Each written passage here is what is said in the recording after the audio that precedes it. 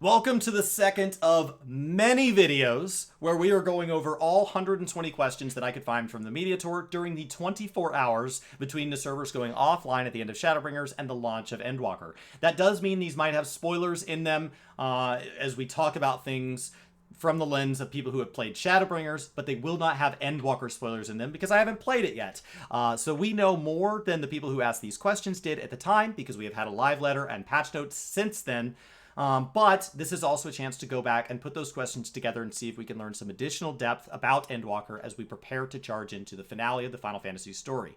All the outlets have been named here, but I've just named them.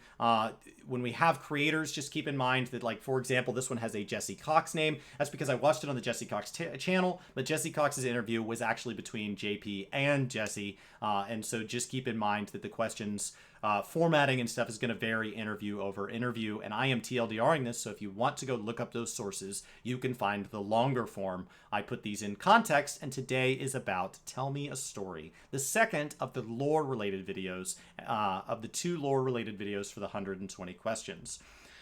These are about just elaborating on individual characteristics within the story, and it starts with Gamer Escape asking that Summoner is using Bahamut. Is Tiamat going to be upset with us? Okay. Where'd my Tiamat thing go? There it is. And Yoshi P says that the Bahamut Prime that the Summoners use is different from the Bahamut that Tiamat knows. So in that respect, just to add, Ifrit, Garuda, Titan, those are not literally the primals. And so Tiamat's going to be fine. The second thing is that Hardcore Gamer asked you wanted Shadowbringers to go back to the game's high fantasy roots. So what can we expect in terms of tone and theme within Endwalker? And he said, well, the theme is going to be end of the world.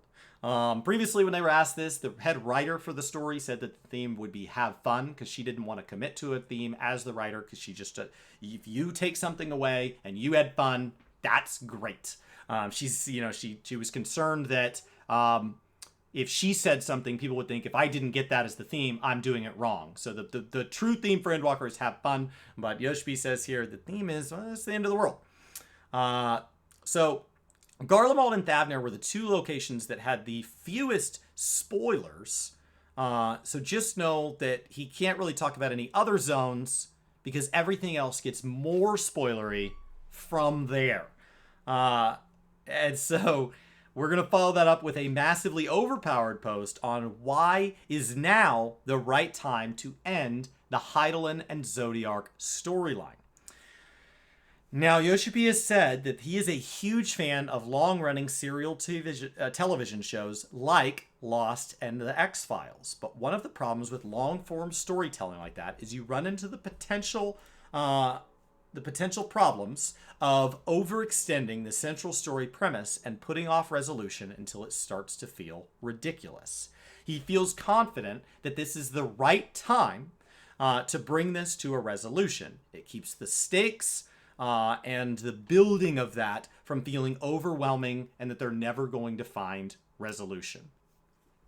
Now, Jesse Cox says, all right, based around that, keep in mind, none of these interviews could see each other, but based around that, as we look beyond that, if this is truly the clean break, will there be threads or characters that carry forward into 6.1 and beyond? Will Tataru even matter in 8 years? Yoshi P got a good laugh out of that.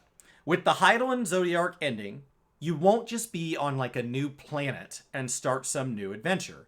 It's not like you're going to say goodbye to every person you've ever met. Tataru is front and center on the Endwalker cover art, so any bonds that you've made won't be easily broken, but just know we have not faced our biggest threat yet. From here, Red is going to say, are there plans on ever bringing back 1.0? This is an obligatory question that comes up from somebody at every interview. But this time, the question's a little bit different because they said, will it be in something like New Game Plus, or a book, or a video, or short stories? And that actually got Yoshi P to give this more of an answer than we've gotten in the past. He said we could explore a novel. It would require a complete rewrite because the actual story was all over the place. But thinking about it like that is not as nightmarish as when people ask for something like a classic server. Because in a classic server in the past, he's laughed it off and said, I would never bring back 1.0. We're proud to have gotten rid of 1.0. I'm not bringing that back. But this actually got him going, interesting. So Zeppela from here is going to say, in Shadowbringers, I felt challenged as the hero of light in good versus evil. Will Endwalker also challenge me with things like right and wrong? So he said that Endwalker is going to mark the end of the Hydaelyn Zodiac saga. So this will be very emotional for the players, and it will not be just black and white. It's going to be very intricate and a lot more complex than Shadowbringers.